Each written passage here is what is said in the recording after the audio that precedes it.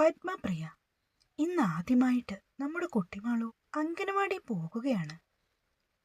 അച്ഛനും അമ്മയ്ക്കുമൊപ്പം കാലത്തെ തന്നെ അമ്പലത്തിലൊക്കെ പോയി വന്ന ശേഷമാണ് കുട്ടിമാളു അടുത്തുള്ള അംഗനവാടിയിൽ പോകുവാനായി തയ്യാറെടുത്തത്. എല്ലാ ദിവസവും അച്ഛൻ കോളേജിൽ പോകുമ്പോൾ അവൾക്കും വല്ലാത്ത ആഗ്രഹമാണ്. 1-2 തവണ കാർത്തി അവളെ കോളേജിൽ കൊണ്ടുപോയിട്ടുണ്ട്. പക്ഷെ അവൾക്ക് അതത്ര ഇഷ്ടമായില്ല. കാരണം അവിടെ വലിയ ചേച്ചിമാരും ചേട്ടന്മാരും ഒക്കെയാണ് ഉള്ളത്. അവൾക്കിഷ്ടം ചെറിയ കുട്ടികളെയാണെന്ന് കുട്ടിമാളു കാർത്തിയോട് പറഞ്ഞു. ഒരു ദിവസം കുട്ടിമാളുവിന് ഒരു പട്ടുപാവാട തുന്നുവാനായി വായനശാലയുടെ അരികിലുള്ള തയ്യൽ കടയിലേക്ക് പത്മ അവളെ കൊണ്ടുപോയി. ആ സമയത്താണ് അവിടെ അടുത്തുള്ള അംഗനവാടി കുട്ടിമാളു ആദ്യമായി കാണുന്നത്. കുറേയേറെ കുട്ടികൾ ഇരുന്ന് പാട്ട് പാടുന്നു.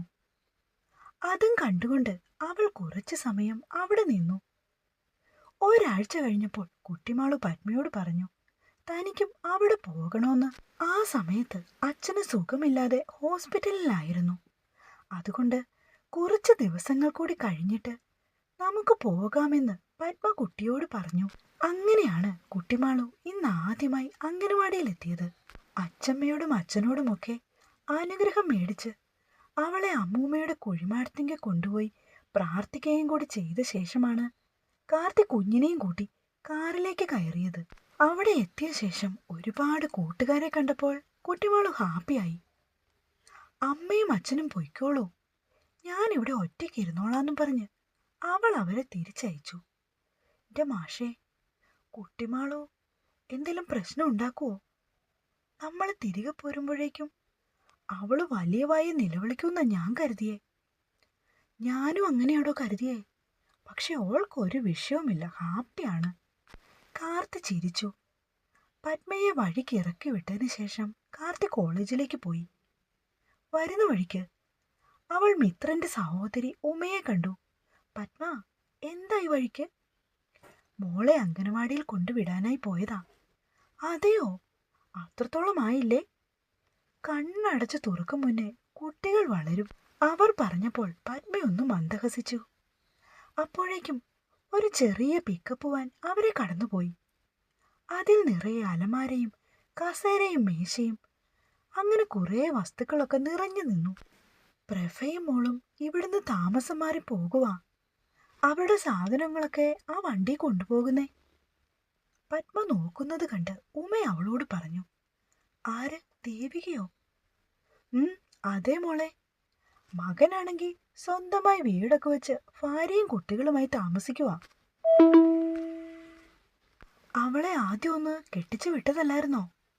ആ ചെറുക്കൻ ബന്ധുവൊക്കെ പിരിഞ്ഞ് വേറെ കല്യാണം കഴിച്ചു. പിന്നെ അമ്മയും മോളും ഒറ്റയ്ക്കായി. ഈ കഴിഞ്ഞ ദിവസം ആരോ പറഞ്ഞു അവര് കോയമ്പത്തൂരിലേക്ക് തിരിച്ചു പോവാണെന്ന്. പ്രഭയുടെ നാട് അവിടെയാണത്രേ. പത്മയൊന്ന് മൂളി. ഒരു കാർ വരുന്നത് കണ്ട് പത്മയും ഉമയും ഒതുങ്ങി നിന്നു. പ്രഭയും ദേവികയുമായിരുന്നു അതില്. എന്തൊക്കെ കോലം കെട്ടി! ഒടുക്കന്തേ ഈ നാട് പോലും ഉപേക്ഷിച്ച് പോകേണ്ട അവസ്ഥയായില്ലേ? കാറ് കടന്നു പോയപ്പോൾ ഉമ പത്മയോട് പറഞ്ഞു. ശരിയോ പോളെ, ഞാൻ അങ്ങോട്ട് ചെല്ലട്ടെ, കുറച്ച് ജോലികൾ ബാക്കിയുണ്ട്. അവരോട് യാത്ര പറഞ്ഞുകൊണ്ട് പത്മ വേഗം വീട്ടിലേക്ക് നടന്നു. അന്ന് രാത്രിയിൽ കുട്ടിമാളു അംഗനവാടിയിൽ നിന്നും വന്ന ശേഷം ടീച്ചർ പറഞ്ഞു കൊടുത്ത കഥകളൊക്കെ പറഞ്ഞ് കാർത്തിയുടെ നെഞ്ചിൽ കിടക്കുകയാണ്. അന്നും കുറേയേറെ സംശയങ്ങളാണ് അവക്ക്. അവൻ ക്ഷമയോടുകൂടി അതിനെല്ലാം മറുപടി പറയുന്നുണ്ട്. അച്ഛനും മോളും ഇങ്ങനെ കിടന്നാ മതിയോ? അത്താഴം കഴിക്കാൻ വന്നേ. പത്മ വിളിച്ചപ്പോൾ രണ്ടാളും കൂടി ഭക്ഷണം കഴിക്കുവാനായി ഇറങ്ങിച്ചെന്നു. അച്ഛമ്മയാണ് എന്നും കുട്ടിമാളുവിന് ചോറ് വാരി കൊടുക്കുന്നത്. നാട്ടിലേക്ക് വന്ന അന്നു മുതൽ ആ പതിവ് ഇതുവരെയും തെറ്റിയിട്ടില്ല. പരിപ്പും പപ്പടവും കൂട്ടിക്കുഴിച്ച് ഉരുളെ അവൾക്ക് കൊടുത്തുകൊണ്ട് സീത കഥകൾ പറഞ്ഞു തുടങ്ങും. അച്ഛമ്മയുടെ കഥകൾ കേൾക്കുവാനാണ് അവൾ എന്നും അവരുടെ ഒപ്പം കൂടുന്നത്. 1 മണിക്കൂറോളം അച്ഛമ്മയും അച്ഛനുമായി കുട്ടിമാളു ഇരുന്ന് കളിക്കും. കിടക്കുവാനായി അന്ന് കുട്ടിമാളുവിനെ വിളിച്ചപ്പോൾ അച്ഛമ്മയോടൊപ്പം കിടന്നോളാന്ന് പറഞ്ഞ് അവൾ വാശി കാണിച്ചു. 1-2 തവണ കൂടി പത്മ അവളെ നിർബന്ധിച്ചു. പക്ഷെ അവൾ വരാൻ കൂട്ടാക്കിയില്ല. എങ്കിൽ പിന്നെ അവരോടൊപ്പം കിടക്കട്ടെ എന്ന് പറഞ്ഞ് കാർത്തി മുകളിലേക്ക് പോയി. അടുക്കളയിലെ ജോലികളൊക്കെ ഒതുക്കി തീർത്ത ശേഷമാണ് പത്മ ചെന്നത്. ഇന്നെന്തേ പത്മ, നിന്റെ മുഖത്തിനൊരു വാട്ടം? കാർത്തി അവളെ പിടിച്ച് തന്നോട് ചേർത്തിരുത്തി. നിനക്ക് എന്തെങ്കിലും എന്നോട് പറയാനുണ്ടോ? അവൻ ചോദിച്ചു. പത്മ അപ്പോൾ കാർത്തിയുടെ അരികിൽ നിന്നും എഴുന്നേറ്റ് ജനാലയുടെ ഓരത്തായി പോയി നിന്നു. തണുത്ത കാറ്റ്, ഒപ്പം ധനുമാസ കുളിരും ഗന്ധരാജൻ പൂത്ത സുഗന്ധം. അവൾ ഒരു നെടുവീർപ്പോടു കൂടി നിൽക്കുകയാണ്. തോളിൽ കാർത്തിയുടെ കരം പതിഞ്ഞതും അവൾ തിരിഞ്ഞു. പത്മ, എന്താടോ, എന്താ പറ്റിയേ? മാഷേ, പറയടോ. വന്നപ്പോ മുതൽ ഞാൻ ശ്രദ്ധിച്ചതാ, തനിക്കെന്തോ ബുദ്ധിമുട്ടുള്ള പോലെ. എന്താടോ, എന്താ പറ്റിയത്? അവൻ പത്മയെ തന്നിലേക്ക് ചേർത്തണച്ചു.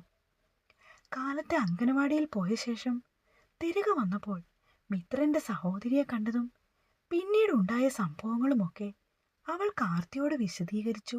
അതിന് തനിക്കെന്താ വിഷമം? തൻ്റെ ആരെങ്കിലും ആണോ പോയെ? എല്ലാം കേട്ടു കഴിഞ്ഞപ്പോൾ നെറ്റി ചുളിച്ചുകൊണ്ട് കാർത്തി അവളെ നോക്കി. എനിക്കറിയില്ല മാഷേ, പക്ഷെ വല്ലാത്തൊരു നൊമ്പരം. ദേവു നിറഞ്ഞ മിഴികളോടെ എന്നെ നോക്കിയത് കണ്ടപ്പോൾ എൻ്റെ ഹൃദയത്തിൽ ഒരു കൊളുത്തിപ്പിടിക്കൽ. ദേവുവിൻ്റെ മിഴികൾ നിറയുവാനുള്ള കാരണക്കാരി അവൾ തന്നെയാടോ, പിന്നെ അവളുടെ അച്ഛനും. അത് നമുക്കൊന്നും പറയാനും ചെയ്യാനും കഴിയില്ല. നീ കേട്ടില്ലേ, താൻ നിരന്തരം ചെയ്യുന്ന കർമ്മങ്ങൾ താൻ അനുഭവിച്ചിടുന്നേ വരൂ. അത്ര മാത്രമേ ദേവുവിൻ്റെ ജീവിതത്തിൽ നടന്നിട്ടുള്ളൂ. അവൾക്ക് അർഹതപ്പെട്ടത് ദേവു അവൾക്ക് നൽകി. അതിൽ നമ്മൾക്കാർക്കും ഒന്നും പറയാനും ചെയ്യാനും കഴിയില്ല. മാഷോട് ഞാനൊരു കാര്യം ചോദിച്ചാൽ എന്നോട് സത്യം പറയുമോ? അവൾ കാർത്തിയെ നോക്കി. നിന്നോട് ഞാൻ ഇതേവരെയായിട്ടും ഒരു കളവ് പോലും പറഞ്ഞിട്ടില്ല. നിനക്കിപ്പോഴും എന്നെ വിശ്വാസമില്ലല്ലേ? അതുകൊണ്ടല്ല മാഷേ, എനിക്കെൻ്റെ മാഷിനെ വിശ്വാസമാണ്. പിന്നെന്താ, നീ ചോദിക്ക. മാഷേ, മാഷിന് എപ്പോഴെങ്കിലും തോന്നിയിട്ടുണ്ടോ എന്നെ വിവാഹം കഴിച്ചത് തെറ്റായിപ്പോയെന്ന്? ദേ, ഈ ചോദ്യത്തിനുള്ള മറുപടിയായി മുഖമടച്ചൊന്ന് തരികയാ വേണ്ടത്. നീ ഇതെന്തൊക്കെയാ ഈ ചിന്തിച്ചു കൂട്ടുന്നേ? ഇത് തന്നെയായിരുന്നു നിന്റെ കുഴപ്പം. അവന്റെ ദേഷ്യത്തിൽ അവളുടെ അടുത്തു നിന്നും മാറി ബെഡിലേക്ക് പോയി കിടന്നു. മാഷേ, പിണങ്ങാനായി പറഞ്ഞതല്ല. അവന്റെ നേർക്ക് തിരിഞ്ഞുകൊണ്ട് അവൾ കാർത്തിയുടെ നെഞ്ചിലേക്ക് ചേർന്നു. നിനക്കെന്താണ് പത്മ ഇപ്പോഴും ഈ സംശയം? മുകളിലെ കറങ്ങുന്ന ഫാനിലേക്ക് കണ്ണും നട്ടുകൊണ്ട് കിടക്കുകയാണ് കാർത്തി. സംശയമൊന്നുമില്ല മാഷേ, ഞാൻ വെറുതെ ചോദിച്ചെന്നേ ഉള്ളൂ. ഇപ്പോഴും നിന്റെ മനസ്സിൽ ആ ദേവൻ പറഞ്ഞ കാര്യങ്ങൾ കിടപ്പുണ്ട്. അതുകൊണ്ടല്ലേ നിനക്ക് ഇങ്ങനെയൊക്കെ തോന്നുന്നേ? അതിന് മറുപടിയൊന്നും അവൾ പറഞ്ഞില്ല. സത്യത്തിൽ അതായിരുന്നു കാരണം. പത്മ, അവൻ അവളുടെ നേർക്ക് തിരിഞ്ഞു. എന്താടോ? ഏതൊരു ഭാര്യയ്ക്കും തൻ്റെ ഭർത്താവിനോടുള്ളത് സ്വാർത്ഥത കലർന്ന സ്നേഹമാണ് മാഷേ. ആയിക്കോട്ടെ, അതിനിപ്പോ എന്താ? അയാളന്ന് എന്നോട് പറഞ്ഞു, മാഷക്ക് ദേവുവിനെ സ്നേഹിച്ച പോലെ എന്നെ സ്നേഹിക്കാൻ ഒരിക്കലും കഴിയില്ലെന്ന്. ശരിയാണോ മാഷേ? ഒരു കുട്ടിയായി കഴിഞ്ഞ് ഇത്രയും നാൾ കഴിഞ്ഞാണോ നിനക്ക് ഈ സംശയമൊക്കെ തോന്നിയേ? പത്മ, നിന്റെ ചോദ്യത്തിന് ഒറ്റ വാക്കിൽ ഞാൻ ഉത്തരം പറയാം. അതിൻ്റെ പേരിൽ ഇനിയൊരു മറുചോദ്യം പാടില്ല താനും. അവൻ പറയുന്നത് എന്താണെന്ന് കേൾക്കാനായി അവൾ കാത് കൂർപ്പിച്ചു. തുടരും. നമസ്കാരം. ഇത്രയാണ് കേട്ടോ. അങ്ങനെ പത്മപ്രിയ ഇവിടെ തീരാൻ പോവാ. ഇത് ഒരുപാട് സംഭവ മുഹൂർത്തങ്ങൾ ഒന്നും തന്നെ ഇല്ലാതെ 70 പാർട്ടിൽ തീർക്കുന്ന ഒരു കഥയായിരുന്നു കേട്ടോ. അങ്ങനെയാണ് ഞാനിത് എഴുതി തുടങ്ങിയതും. പത്മയുടെയും കാർത്തിയുടെയും ജീവിതം ഇത്രയൊക്കെ ഉള്ളൂ. ദേവു അവളുടെ വഴിക്കും പോയി. പിന്നെ ഇനി കഥ പറയാനുള്ളത് കുട്ടിമാളുവിൻ്റെയാണ്. അങ്ങനെ ഒരു കഥ വേണോ? വേണമെങ്കിൽ നിങ്ങളൊന്ന് കമൻറ്റ് ചെയ്യണേ. അച്ഛൻ്റെ കോളേജിലേക്ക് പഠിക്കാനായി പോയ കുട്ടിമാളു എന്ന മൈഥിലിയുടെ കഥ.